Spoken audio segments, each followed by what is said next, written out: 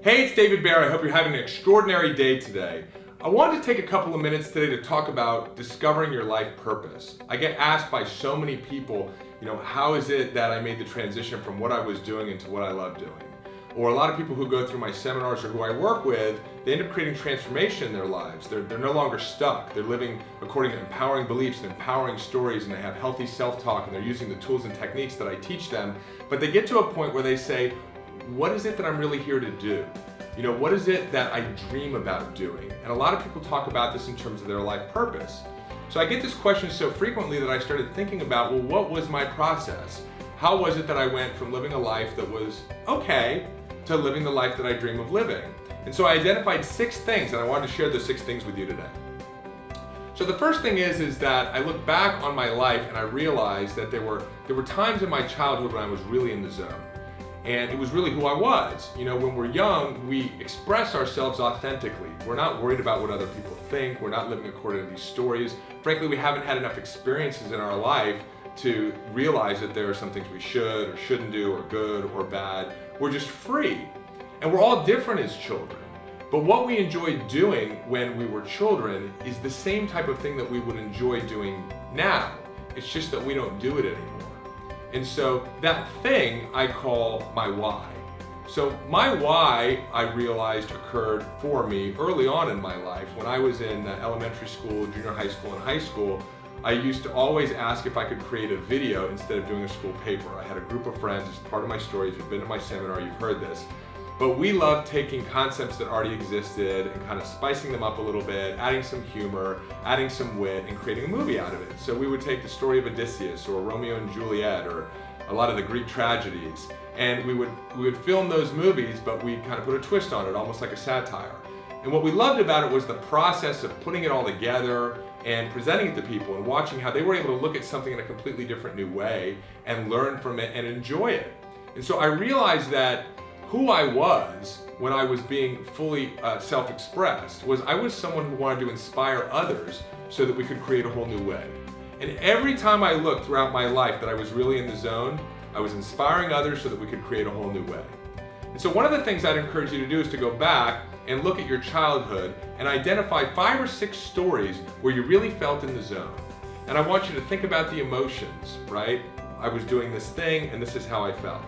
And you'll start to see a pattern. You'll start to see a pattern of behavior that's unique to you. Your why is very different than my why. I work with people to help discover their why, and one of my friends is to be the architect so that others may shine. It's very different than mine. So we're all here to serve a different purpose, to give to the world in a different way. And once you understand what your why is, once you understand what your pattern was that got you in the zone, you can start to bring that back into your life now. And at some level, you're doing that now. If we weren't living according to who we were, if we weren't expressing ourselves authentically at all, we'd be dead. We'd be completely cut off from spirit. Because really, this story of the human story is about spirit coming into the body. The challenge in the story is that the body has a particular operating system and the way that the brain operates and its survival mechanism, and we get confused. We think that there's this world that's out to get us, as if we're still living in the wild today, and we're not. And that distracts us from being who we authentically are. We start living life according to these definitions or these beliefs that we accumulate along the way. So getting back to your why, looking at those patterns of when you were younger and identifying where you're at now is very, very important. And like I was saying before, you'll find that you're doing it now. You'll find aspects of the job that you're in, or the relationship that you're in, or the hobbies that you have, or whatever it is that you're doing in your life, where you are expressing yourself authentically, but you'll find other areas where you're not.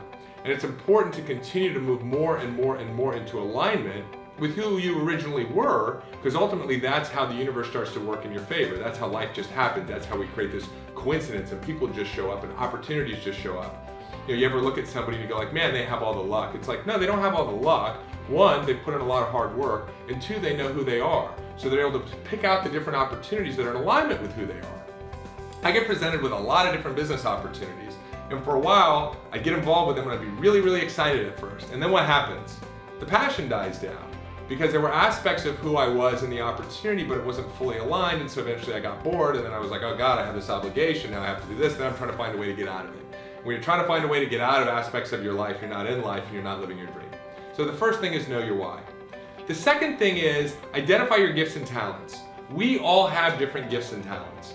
I happen to be a good speaker. I'm very articulate. I have a great presence. I'm inspiring. I'm a great problem solver. I know how to take complicated concepts and simplify them. Those are my gifts. Well, it just makes sense that if your creator gave you these gifts, he or she probably intended for you to use them. And most likely it was for bringing your purpose or bringing your dream into the world. So what is it that's unique about you? What is it that people, go ask 3 friends. So, what is it that's unique about me? What skills or gifts or talents do you see in me that you think are unique to me? Identify what those are, and then again, look at your life. Are you in a position where you're able to leverage them? If the answer is no, you may want to reconsider what you're doing or who you're spending time with or what activities you're engaging in. That would be like being a phenomenal basketball player but going out and trying to play golf. You need to be on the court. You need to be in the right game. The third thing is looking at the challenges in your life. Again, going back to our creator, I believe our creator sets us up for victory. So many of us unfortunately look at our story as like, a drama that, never has any winning at the end. But what I believe is that we have these challenges that our creator sets us up with in order to learn the things that we need to learn so that ultimately we have victory, in our life. And it doesn't have to be at the end of our life. You look out there and so many people unfortunately never have victory in their life. And so often we try to forget those challenging times. What you need to do is you need to go back and you need to ask yourself this question: what did I learn? Because whatever you learn from overcoming the challenges in your life, doesn't it make sense that you would apply that knowledge to your life purpose, to your dream, to whatever it is that you're uniquely supposed to be doing in this world? I think it does. So the fourth thing that we need to do is we need to start paying attention to life. Life gives us these little clues. If we're willing to look and we're willing to be present, and again, so many times we're caught up in our stories, or we're worried about paying our bills, or what someone said, or what's going to be on TV tonight. But if we pay attention to the clues, life tells us everything that we need to know. I'm 39 years old now, and I've been wanting to do this work for probably 15 years. And I look back on my life, and everything happened the way that it needed to happen, right? In order for me to be able to share what I've learned with other people and help them empower their lives.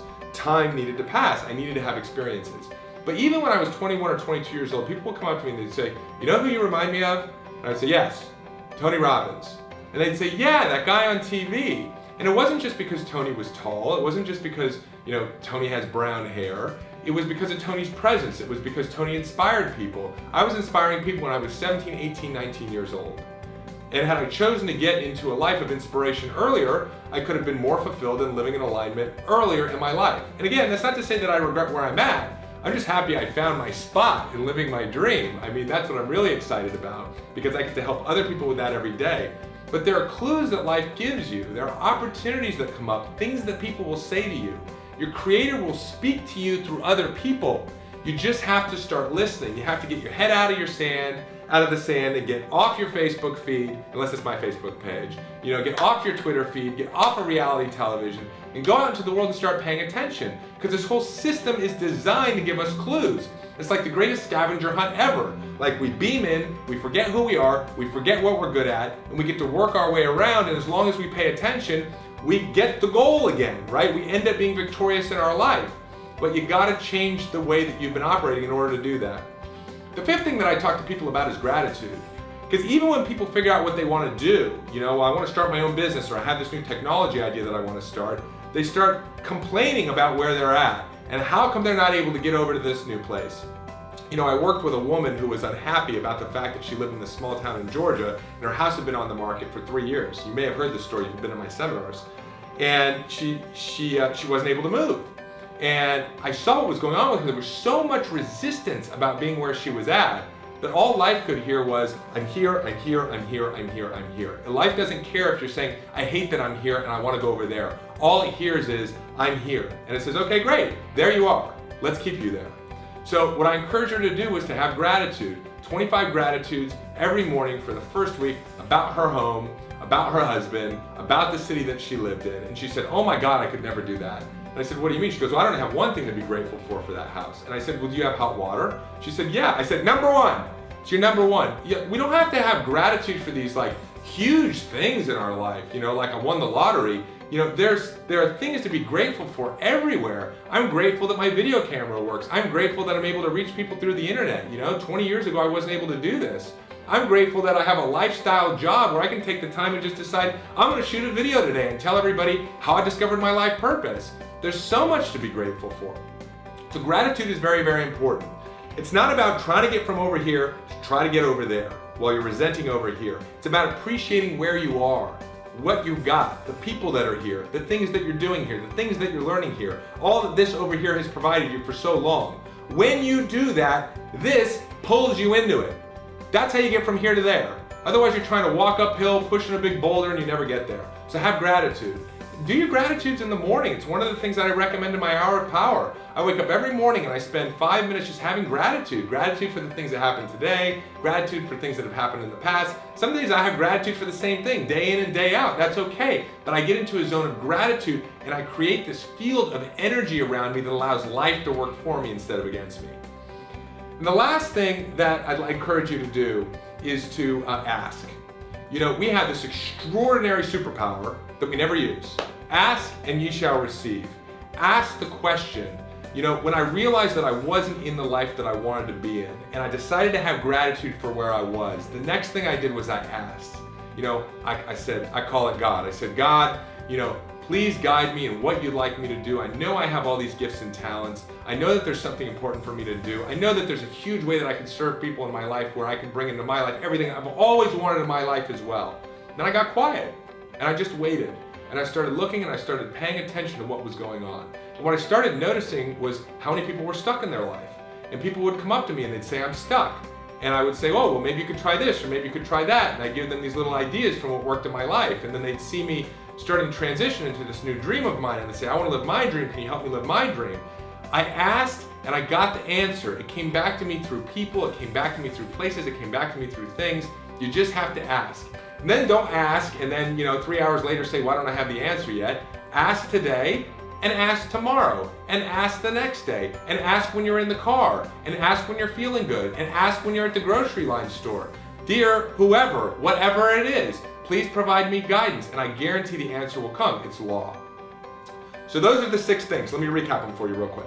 1, know your why. Know your patterns when you were self-expressed when you're younger, because that same self is that unchanging aspect of you that still wants to come out and express itself creatively and powerfully into the world. Know who you are and start to live in alignment with those things that bring you joy and are your authentic self-expression. Number 2, identify your gifts and talents. Know what they are. If you're using them, great, use them more. If you're not using them, you need to reconsider the space that you're in because your creator gave them for you to use on a daily basis. The third thing is, what was the third thing? Oh, the third thing is look at the challenges in your life, right? What have you overcome? Because all those things that you've learned and developed over time are what are going to lead you to victory. They're part of your life purpose. They're part of bringing your dream into the world. The fourth thing is pay attention to life, right? Remember, who do you remind me of? Tony Robbins. There are things that people are saying to you. There are things that are occurring in your life that are clues you're just not paying attention to. You got to get present. You got to get off the distraction, addiction, and you got to start paying attention to the world. The fifth thing is gratitude. Have gratitude. There's so much I don't care who you are. There's so much to have gratitude for. And you can have gratitude knowing that more is coming to you in your life as well. And the sixth thing is to ask. Ask and ye shall receive. It's in the good book. It's in all the traditions. It's one of the most extraordinary powers that we have that we just don't use. So I hope this serves you well. I hope you can start to shape up a little bit more about what your life purpose is. If you have any questions, leave them down below. Leave any comments. I'm happy to answer them. I know this might bring up a lot for a lot of people. Comment on my Facebook page and go out and live today powerfully.